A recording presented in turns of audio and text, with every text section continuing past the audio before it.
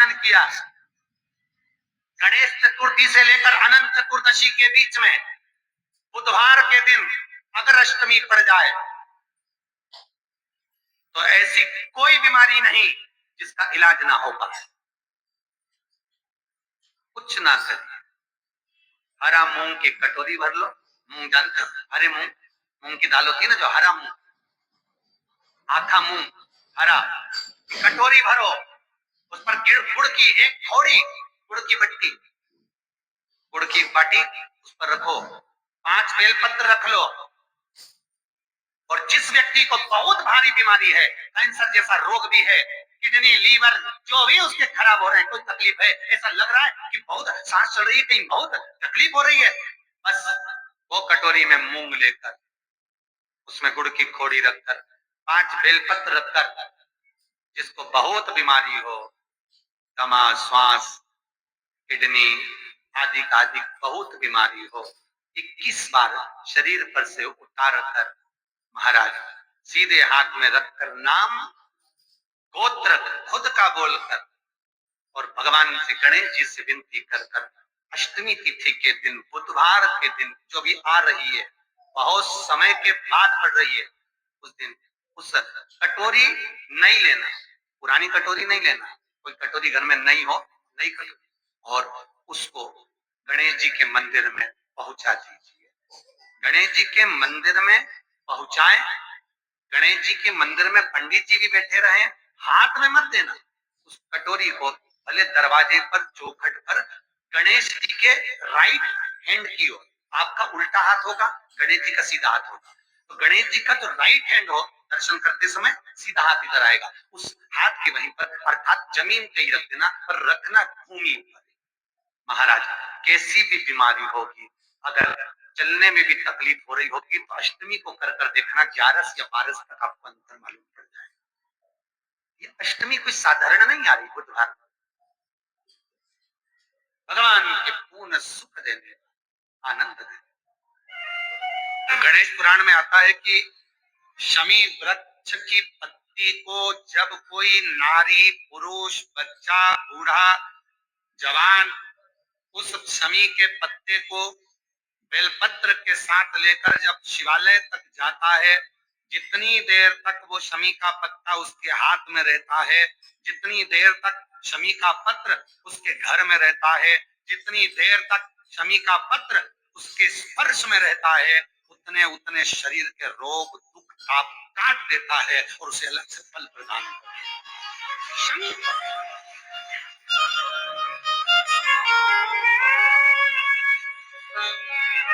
जब व्यक्ति का विल पावर डाउन होता है ना, उसको लगता है ये होगा कि नहीं होगा, होगा कि नहीं होगा, उसको 5 मिनट शमी वृक्ष के नीचे चले जाना चाहिए, 5 मिनट, इससे ज्यादा नहीं, या शमी की पत्ती को रख लेना चाहिए। पहले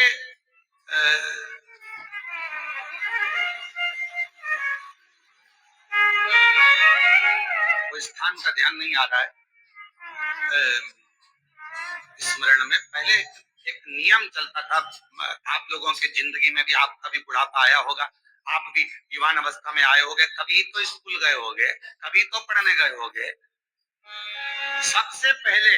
अगर हमारे विद्याध्ययन को निकालेंगे तो हमारे यहाँ एक नियम चलता था कि शमी की पत्ती को किताब के अंदर उसको विद्या के रूप में रख लिया जाता था। बाद में ये नई नई डिजाइन की पत्ती आ गई तो विद्या का पेड़ पैदा कर दिया इनने, अब वो विद्या का पेड़ पैदा कर दिया तो विद्या को रखने लगे, विद्या की पत्ती को लोग शमी की पत्ती समझने लगे, क्योंकि उसमें भी ऐसी पत्तियां निकली रहती है और शमी की पत्ती भी ऐसी ऐसी निकली रहती है। तो पहले नियम था कि किताब के अंदर शमी की पत्ती को रख लेते थे और कहते थे इसमें विद्या है, इसमें विद्या है। विद्या का मतलब क्या, उसको बल मिलता था, एनर्जी मिलती थी। एग्जाम में बैठा, कंपटीशन एग्जाम में बैठा, जब वो कोई इंटरव्यू देने के लिए बैठा या टेस्ट देने के लिए बच्चा बैठा तो वह खुश होता था, मेरी किताब में शमी, मेरे किताब में विद्या रखी है। विद्या से मतलब आज के जमाने में लोग विद्या का पेड़ की पत्ती रख लेते हैं, पर रखते क्या थे, जम के बोलो, शमी की पत्ती रखी क्या जाती थी, शमी की। और वो शमी की पत्ती क्या देती थी, उस बच्चे को बल देती थी, एनर्जी देती थी, डामाडोल नहीं होगा, टेंशन मत लेना, विल पावर कमजोर नहीं होगा, पत्ती रखी है शमी। उसके नजदीक में शमी बल देती।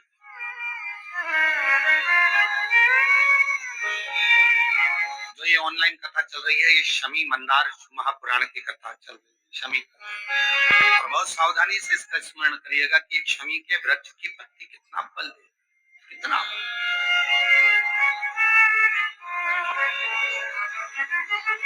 शायद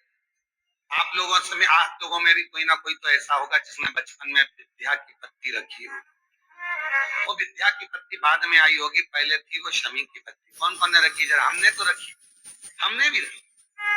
वो पत्ती तोड़ कर रख लेते थे उसमें, विद्या बढ़ेगी, विद्या बढ़ेगी। विद्या बढ़े मतलब बल बढ़ेगा, अपने अंदर एनर्जी आ। बल।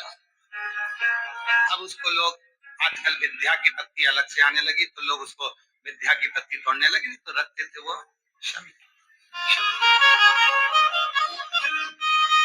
और मैंने तेरे ही भरोसे बाबा, तेरे ही भरोसे हवा बिच उड़ती जावांगी बाबा, डोल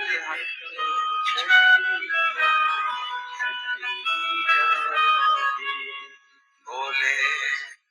मैं तेरी शंभू, मैं तेरी हवा बिच उड़ती जावांगी बाबा, डोल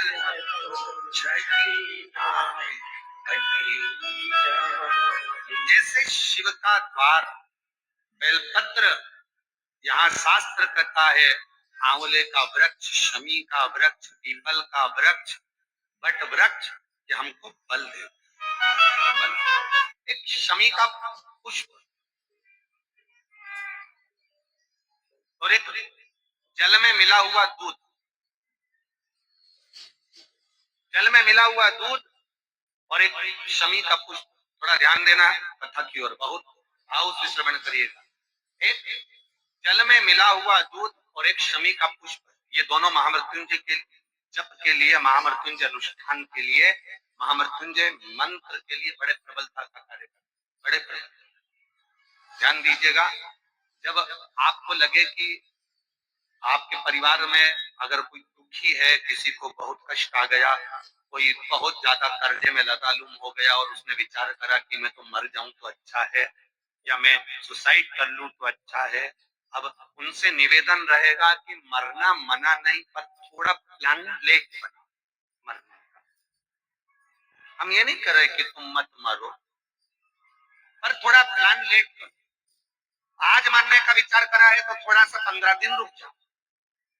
फिर विचार करना 15 दिन बाद, 20 दिन बाद कि मरूं कि नहीं। पर एक कार्य जरूर कर देखो, रुद्राक्ष की माला से महामृत्युंजय मंत्र का जाप शंकर जी के मंदिर के सम्मुख में नंदीश्वर के पास में बैठकर शिव के सम्मुख को देखते हुए, शंकर के शिवलिंग को देखते हुए, शमी के पुष्प को अपने सामने रखकर एक बार महामृत्युंजय मंत्र का 108 बार जाप कर कर शमी का पुष्प उस पात्र में से, कटोरी में से उठाकर जाप पूरा होने के बाद शंकर को समर्पित करो। और शंकर को समर्पित कर कर फिर विचार करना 15 दिन, 20 दिन, 1 महीना रुकना कि तुम्हें बाबा ने जो तुमने मांगा वो तुम्हें दिया कि नहीं दिया। उसके बाद विचार करना कि जाऊं ना। मरो मरो सब कोई कहे, मर के देखे कोई, मरो तो ऐसा मरो कि फिर संसार सागर में जन्म ना हो। बार बार मरोगे फिर जन्मोगे, फिर मरोगे फिर जन्मोगे, फिर मरोगे फिर जन्मोगे। ऐसा मरण और जन्म से पीछा कैसे छूट जाए, उसका क्रम धारण करना है। आ गया टेंशन? ऐसा कोई संसार में नहीं जन्मा जिसके मस्तक पर टेंशन नहीं आया, कोई चिंता नहीं आई, कोई चिंता सम्मुख में नहीं पहुंची, ऐसा कोई जन्मा ही। आ गया थोड़ी परेशानी, आ गया थोड़ा कष्ट, एक शमी का पुष्प सम्मुख रखकर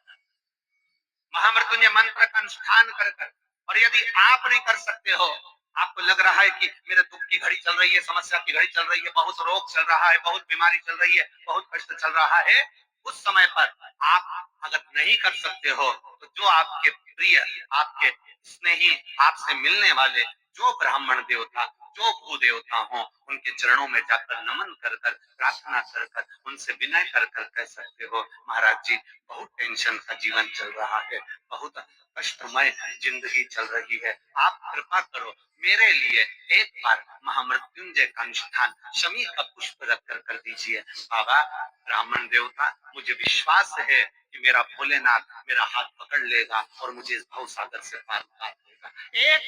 शमी के पुष्प में वो बल होता है, एक शमी के पुष्प में वो भाव होता है, एक शमी के पुष्प में वो आनंद होता है कि महामृत्युंजय के अनुष्ठान का महामृत्युंजय मंत्र के बल का एक आनंद सुख हमें तुरंत प्रदान कर दे, तुरंत।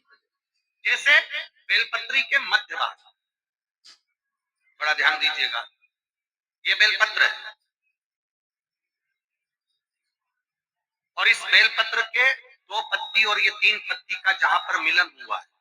फिर अच्छे से देख लीजिए, बेलपत्र की 2 पत्तियां, ये 3 पत्तियों का जहां बीच में मिलन हुआ है, उस 3 पत्ती के मिलन की जगह पर केवल मिलन वाले स्थान पर चंदन लगाकर अगर हम 108 बार महामृत्युंजय मंत्र का स्मरण कर कर देवाधिदेव महादेव को समर्पित करते हैं तो मनवांछित फल की कामना हमारी पूर्ण हो जाती है। वो महामृत्युंजय कभी प्रयास करना, बहुत ज्यादा टेंशन हो, डिप्रेशन में ऐसा लग रहा है कि मेरा तो सिर फटे जा रहा है चिंता के कारण, शिव मंदिर में जाना, शंकर जी को 1 लोटा जल चढ़ाकर जो जल बहकर निकले वो जल में 3 उंगलियां भिगाना और अपने मस्तक पर एकदम स्थिर होकर वो 3 उंगलियां अपने मस्तक पर तेजी से लगा लेना और दबाना और मंत्र का स्मरण भीतर के भीतर ओम नाद